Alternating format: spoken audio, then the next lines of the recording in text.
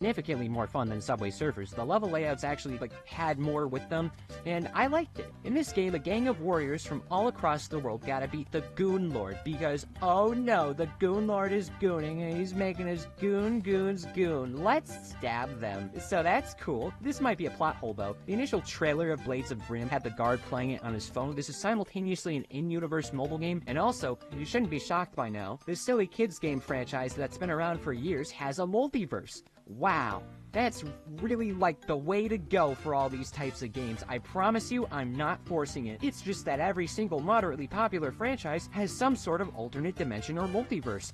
Oh boy!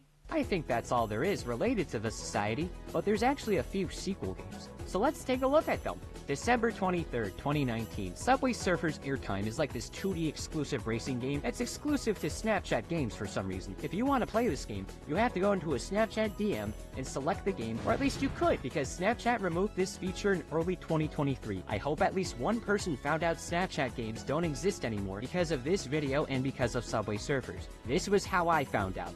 July 7th, 2022, Subway Surfers Tag. I forgot to mention that Yutani can board now, and that's character development, I think. It is one everyone looks like a Muppet and they're being mischievous, but looking at the trailers, this game looks pretty fun. I think I'll have to check it out. Just kidding, it's an Apple Arcade exclusive, and I have enough self-respect to say that I'm not paying for a subscription service for mobile games. Apple, you can have as many fun, silly, unique, exclusive mobile games that I totally want to play as much as you want. But this is a test of integrity that I have been and will be continuing to pass. You are cracked out of your mind if you think I'm going to pay 15 schmuckos a month for this. November 4th, 2022, Subway Surfers match lets you help Jake vandalize public property. At this point, Jake fully deserves to be behind bars. I'll help snitch where needed, just know I'm not a narc, I'm a Pisces. This is a puzzle-type game, that's great. This is where I remind you that all these kids are being tracked by an entire organization and nothing's being done about it. Anyway, April 21st, 2023, Subway Surfers Blast. This is another puzzle game adventure, but this time you gotta make their hangouts look nicer, and that's really all that goes on here. One of the trailers starts the kids in some sort of puzzle dimension, and like my freshman year of high school, we're never, ever gonna bring it up again because nothing of value was attained here. And that's every other game. You'd think after a decade there'd be something else going on, though I guess they forgot to turn the oven on all the way, and now the food's probably still gonna be edible, but it'll be a bit undercooked, and it'll be a little too late now.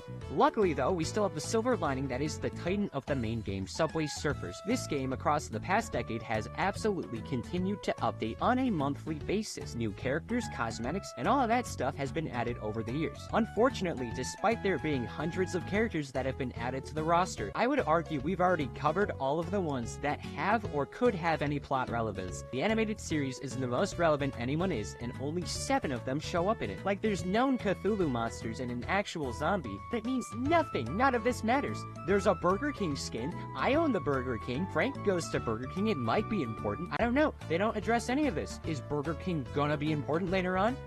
I don't know. I would love to treat this like a situation where this is a goofy baby game and shrug it off, but there was, and still is, an attempt to continue the story through the tiniest hints that nobody seems to take note of, even though millions of people have for sure seen this gameplay under their little attention span reducing TikToks. I hope the characters get royalties for all this footage, because now we got one teensy tiny little itty bitty baby question still up in the air, and maybe that extra cash from those royalties could help them out, but I can't help but ask, how do they manage to travel so much?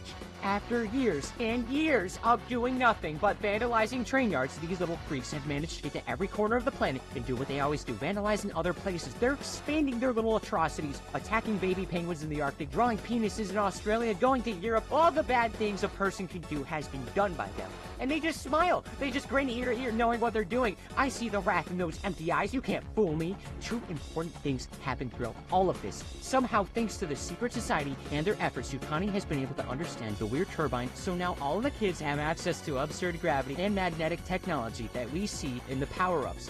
This is how they travel across the planet. They wake up, fly to Shanghai or something, indulge in crime time, and then head back home and do it all again the next day. That's all. These kids are able to do all this stuff just because they want to. No financial gain, no sightseeing, just train yard hijinks at every train yard.